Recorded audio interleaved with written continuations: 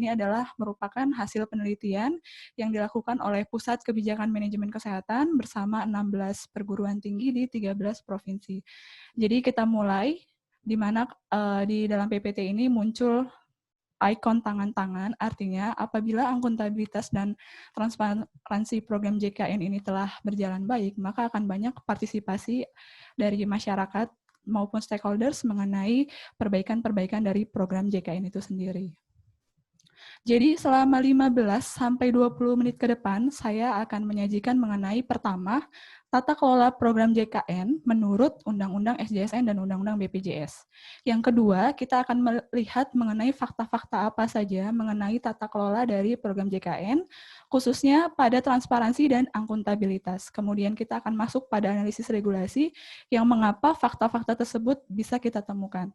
Kemudian kita akan sampai pada simpulan dan rekomendasi yang nanti itu akan kita diskusikan bersama untuk memperoleh solusi terhadap tata kelola program JKN agar lebih baik lagi. Kita mulai. Jadi, awal mula adanya Jaminan Kesehatan Nasional ini dilandasi dari Undang-Undang SJSN.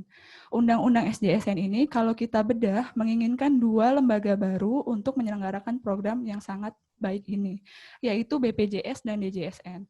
Saat ini di depan monitor Bapak Ibu masing-masing ada pasal 7. Pasal 7 ini apabila dibaca dari poin 1 sampai poin 4, itu akan menggambarkan seperti apa sih DJSN tersebut. Jadi, lembaga pertama yang harus dibentuk untuk berjalannya program jaminan kesehatan adalah DJSN. 4 poin ini menyatakan pertama, DJSN bertanggung jawab kepada Presiden. Kedua, DJSN berfungsi untuk merumuskan kebijakan umum dan mensinkronisasikan sistem jaminan sosial nasional. Ketiga, DJSN memiliki tugas melakukan kajian, penelitian, mengusulkan kebijakan investasi, bahkan mengusulkan anggaran jaminan sosial. Dan yang keempat, DJSN berwenang untuk melakukan monitoring dan evaluasi dari program JKN itu. Dari program jaminan sosial itu salah satunya adalah JKN. Ini saya tanda tanyai karena ini nanti yang akan banyak kita bahas. Apakah telah optimal peran dari DJSN tersebut? Nah, kemudian kita masuk ke lembaga kedua, yaitu BPJS. Kalau misalnya kita lihat di pasal 10 ini, tugas dari BPJS itu adalah sangat-sangat teknis. Melakukan menerima pendaftaran, mengumpulkan iuran, dan membayarkan manfaat, memberikan informasi. Informasi ini juga kita garis merahi karena itu yang nanti akan kita bahas. Jadi, sejak 2004 sudah diberi tugas untuk memberikan informasi mengenai penyelenggaraan program jaminan sosial. Kemudian kita lihat di pasal 10, apa saja sih kewenangan BPJS? Kembali yaitu kewenangannya menagih, melakukan pengawasan, membuat kesepakatan dengan fasilitas kesehatan, membuat atau menghentikan kontrak kerja dengan fasilitas kesehatan yang mungkin tidak beres atau tidak memenuhi syarat, kemudian melakukan kerjasama dengan pihak lain untuk mengoptimalkan program JKN. Jadi kalau misalnya kita lihat dari 2 undang-undang tadi, 3 pasal tadi, bentuk kelembagaannya seperti itu, bentuk hubungan antara BPJS dan DJSN adalah seperti ini.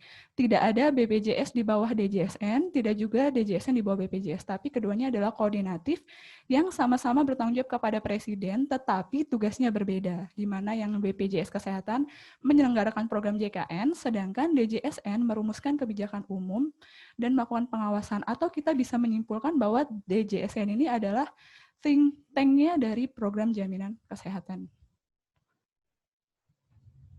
Next. Nah, ini adalah gambar yang saya temukan dalam presentasi BPJS Kesehatan di sebuah webinar.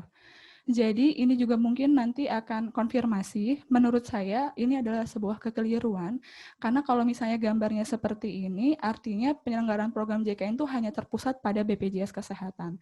Padahal kalau kita merujuk pada undang-undang, DJSN memiliki fungsi esensial dalam program JKN. Jadi dia bukan pengawas eksternal, tetapi dia adalah perumus kebijakan dan juga kontrol dari pelaksanaan implementasi program jaminan kesehatan ini, yang tentunya kita sama-sama tahu bahwa program ini mengelola banyak dana publik. Ya. Nah, sekarang kita masuk bagian kedua mengenai transparansi dan akuntabilitas, fakta-faktanya pada tingkat pusat dulu. Nah, jadi sini saya sajikan kuotasi di mana hasil wawancara, kuotasi dan wawancara ini kami simpan secara rapih, jadi kapanpun Bapak Ibu sekalian yang ingin juga menganalisis akan kami berikan aksesnya nanti. Jadi kita mulai dari Ombudsman, nanti juga ini mohon konfirmasi, jadi dari Ombudsman, wawancara kami di bulan Desember itu banyak laporan yang masuk bahwa kebijakan rujukan online itu membawa persoalan bagi masyarakat yang rumahnya dekat dengan fasilitas kesehatan. Kalau misalnya masyarakat yang rumahnya dekat dengan fasilitas kesehatan itu adalah, artinya semenjak adanya rujukan online, mereka harus mengakses dulu fasilitas kesehatan yang tingkat 1, yang mungkin itu tempatnya jauh dari tempat dia tinggal. Kalau misalnya peserta tersebut adalah memiliki ekonomi memadai, artinya untuk membayar akomodasi atau transport ke fasilitas kesehatan tidak menjadi persoalan. Tetapi akan beda cerita apabila masyarakat tersebut adalah masyarakat dengan ekonomi rendah. Kemudian persoalan kedua, rujukan online ini menyebabkan rumah sakit tipe C tidak tertib. Artinya harusnya penanganan itu dilakukan di rumah sakit tipe B, tetapi karena mungkin rendahnya pengawasan, rumah sakit tipe C menambah-nambah pelayanan sehingga banyak yang tidak merujuk ke rumah sakit tipe B. Itu dari Ombudsman, kemudian dari Kementerian Kesehatan. Kuotasi ini menyatakan bahwa pertama, memang data itu sulit diakses untuk pemerintah daerah. Kemudian di bagian akhir, Kementerian Kesehatan menyatakan bahwa hubungan antara BPJS Kesehatan dengan pemerintah daerah memang tidak ada. Ini juga kemarin, di pertemuan kemarin kita sudah bahas juga mengapa hal ini bisa terjadi. Lanjut. Nah, ini adalah situasi yang sangat pahit karena berdasarkan pengakuan dari stakeholder di DJSN yang berhasil kita wawancara pada Februari lalu menyatakan bahwa ada 2 persoalan besar dari BPJS, dari Jaminan Kesehatan Nasional. Yang pertama, mengenai titik temu antara manfaat dan pendanaan, di mana apabila ini tidak dicarikan solusi, maka bisa mempengaruhi atau berpotensi merobohkan atau mengganggu kestabilan dari program JKN itu baik dari pendanaan maupun dari pelayanan. Sedangkan yang kedua dinyatakan bahwa maturitas kelembagaan atau kebijaksanaan kelembagaan itu tidak terjadi. Sehingga mengenai penafsiran akses data dan kewenangan itu menjadi tidak jelas atau sepihak. Kemudian Tempo mengeluarkan hasil investigasi mengenai tata kelola program JKN di bulan Juni 2020 yang menyatakan hal yang sama bahwa DJSN tidak mampu menjalankan fungsinya dengan optimal. Yang kedua, hal ini dikarenakan keterbatasan anggaran dan pemangkasan wewenang, sehingga menyebabkan DJN seolah-olah tidak bertaji. Bertaji maksudnya tidak kompeten untuk menjalankan tugasnya. Yang ketiga, ternyata selama pelaksanaan program JKN 6,5 tahun ini, DJSN tidak pernah dipanggil Presiden. Kemudian, keempat adalah semua laporan DJSN hanya berujung pada nota kerja sama. Artinya tidak ada tindak lanjut dari BPJS Kesehatan.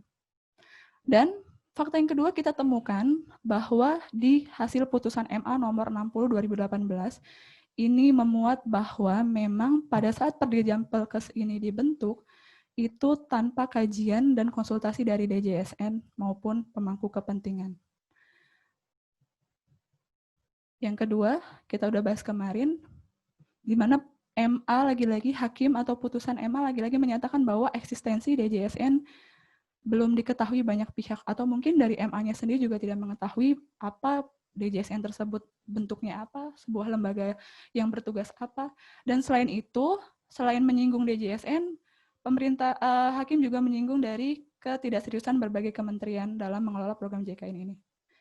Artinya koordinasi ini tidak berjalan dengan seharusnya. Dan ini adalah bukti yang selanjutnya. Jadi kalau menurut teori perundang-undangan, adanya isi dari pasal 83 yang harus memberikan kewenangan akses, menurut saya ini adalah hal-hal yang membingungkan atau sedikit lucu. Karena sebelum adanya DJSN, sebelum ada DJSN, sebelum ada BPJS, sebelum ada program JKN, kita sudah punya mengenai Undang-Undang Kementerian Negara.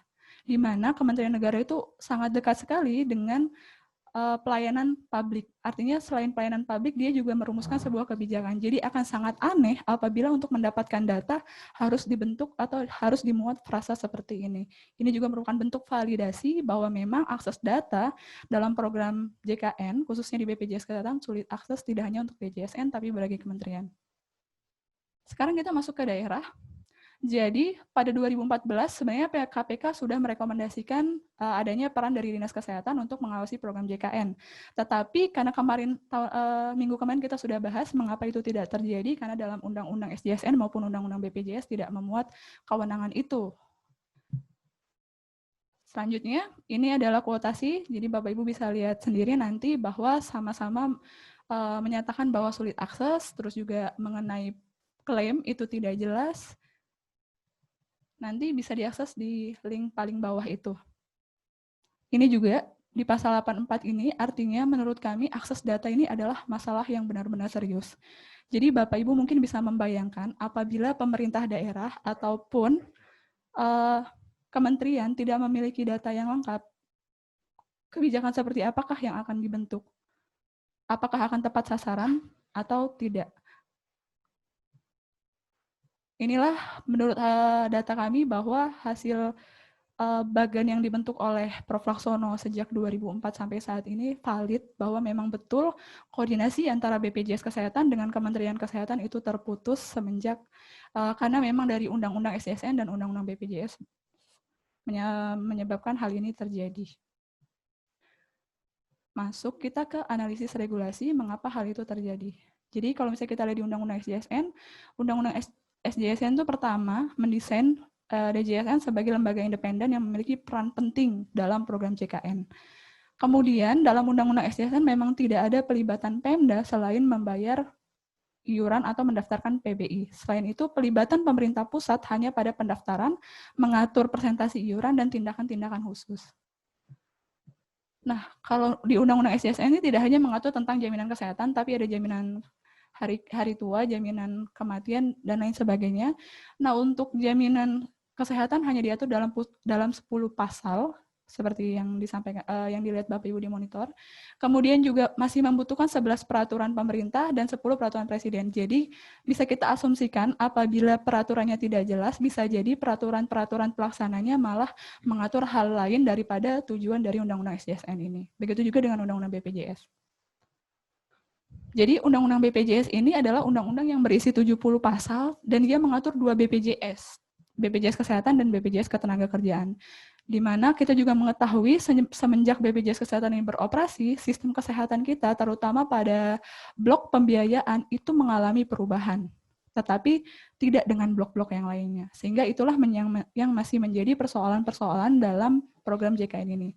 Kemudian di dalam Undang-Undang BPJS itu juga tidak ditemukan mengenai pengawasan Kementerian Kesehatan. Juga sama, pelibatan Pemda hanya sebatas pada pengenaan sanksi tunggakan.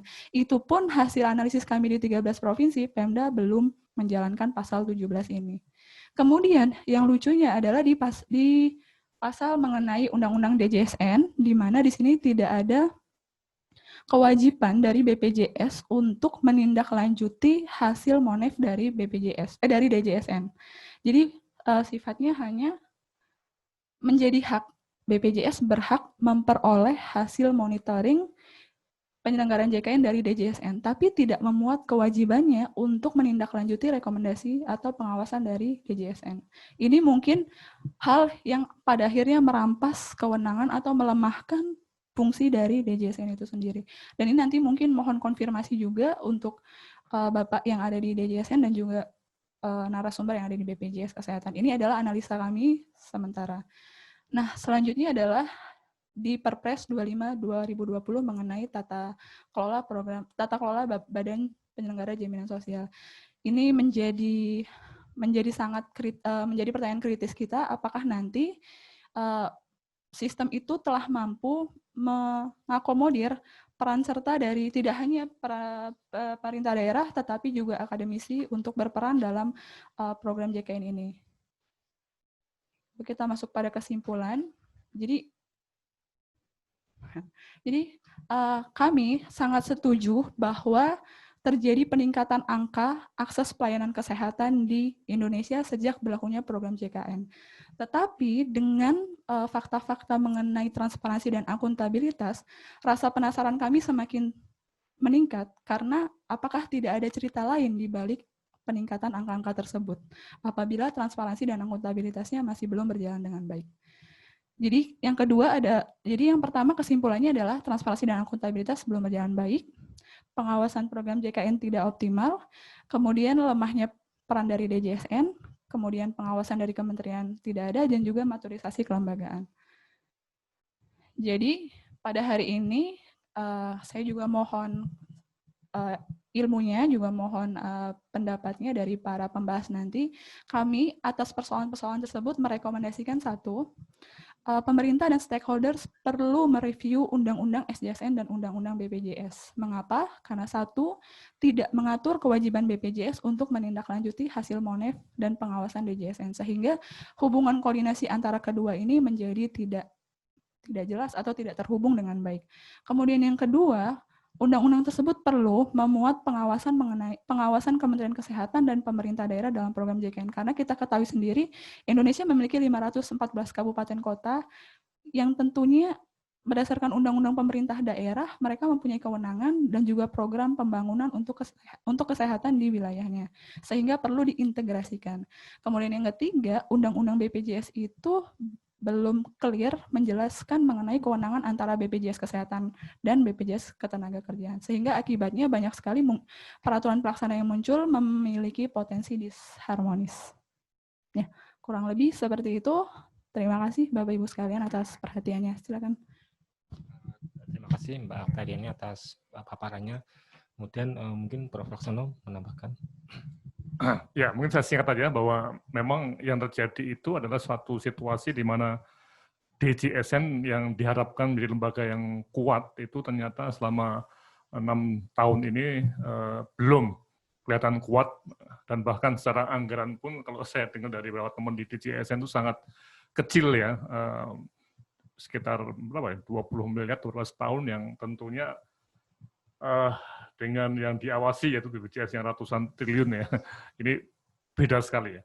Oke, jadi ini satu hasil yang menunjukkan memang ada masalah besar ya dalam tata kelola hubungan antar lembaga di JKN antara BPJS dengan DJSN dengan Kemenkes, dan yang menarik memang BPJS sekarang kalau kita lihat ya menjadi lembaga yang langsung di bawah Presiden, jadi laporan di bawah Presiden, walaupun juga ada peraturan sekarang baru di mana BPJS harus melapor ke Kementerian Keuangan ya. Jadi ini yang menarik ya. Ini ada satu hal yang dicoba untuk tidak semuanya itu ke Presiden ya.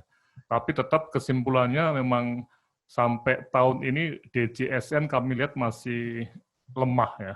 Dan ini terlalu lemah untuk urusan yang begitu penting untuk bangsa yang sangat-sangat besar ini. Saya kira ini yang bisa saya tambahkan dari apa yang disampaikan oleh Mbak Tri. Ya, terima kasih Mas Hussein.